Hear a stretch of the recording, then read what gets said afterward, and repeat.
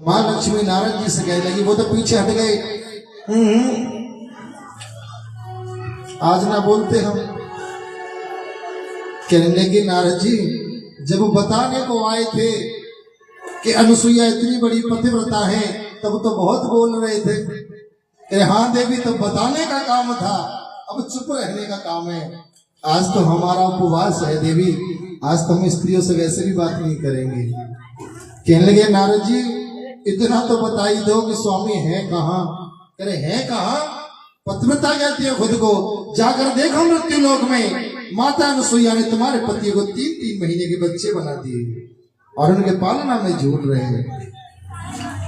अब इतनी बात सुनी तो तीनों चल दी। अब उन्होंने भी वेश बदल लिया। उधर अत्रि ऋषि जी आए कि देवी ये बच्चों की किलकारी की आवाज कहां से आ रही है? कहने की स्वामी 3 बच्चे हैं हमारे घर में। कह रहे कहां से आए देवी? कह रहे भिक्षा मांगने आए थे। सारा वृतांत तो बताया अत्रि जी को। अत्रि ऋषि कहने लगे ठीक है देवी, आपने ये क्या कर दिया? अभी योग माया से देखा कि ये तो ब्रह्मा विष्णु महेश तीनों देव हैं। कहने लगे स्वामी अब कोई भी हो, अब इन्होंने भिक्षा ऐसी मांगी थी कि मैं क्या करती प्रभु। कहने लगे ठीक है देवी। आज कुछ देर बीती ही थी कि तीनों देवी गेट पर आ जाती हैं और कुंडी बजा देती कि मैया। कहने लगी वो भी 3 आए थे, ये भी 3 आई हैं। कहने लगी कोई भिक्षा चाहिए आपको? आपको भी भिक्षा की कुछ है? कहने की नाम हमें भिक्षा की कोई चाह नहीं है। अत्रि ऋषि कहने लगे अब कौन आ गया देवी? कहने लगी स्वामी 3 देवी और आई हैं, इनसे पहले ही पूछ लेती हूँ क्या इनको भी संकल्प वाली भिक्षा चाहिए? देवी कहने लगी नहीं माता, रात्रि हो गई है और रैन बसेरा चाहते हैं। ठीक है देवी कोई बात नहीं, रैन बसेरा चाहती हो तो आओ। ये अत्रि मुनि मेरे स्वामी और ये 3 मेरे बच्चे। अब रात्रि में मैया की खूब सेवा की, चरण दबाती रही, कोई सी नहीं सोई। दोनों चरण दोनों बैठ के दबा रही है। तीसरी जा रही है पालना में देखने को कि जाके मैं तो अपने स्वामी को ले आऊं।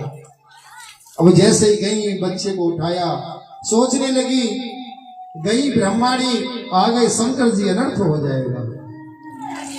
अब दोबारा विष्णु भगवान को उठा लिया तब भी अनर्थ हो जाएगा। अब दूसरी देवी गई दौड़ी दौड़ी, देख मैं ढूंढूंगी अपने स्वामी को। आज गौरा मैया दौड़ी दौड़ी गई, जाकर के देखा कि ये तो तीनों एक जैसे बच्चे हैं, कौन से को उठाऊं? ऐसा ना हो विष्णु भगवान आ जाए, बड़ा अनर्थ हो जाएगा। पालने में छोड़ दिए, पुणे जाके सेवा में लगी माँ अनुसुईया की। सेवा करते करते सुबह हो गई। माँ अनुसुईया जागी, कहने लगी अरे देवी तीनों आप सोई नहीं? कि नहीं मैया हमें तो नींद ही नहीं आई। अत्रि ऋषि समझ गए नींद क्यों नहीं आई।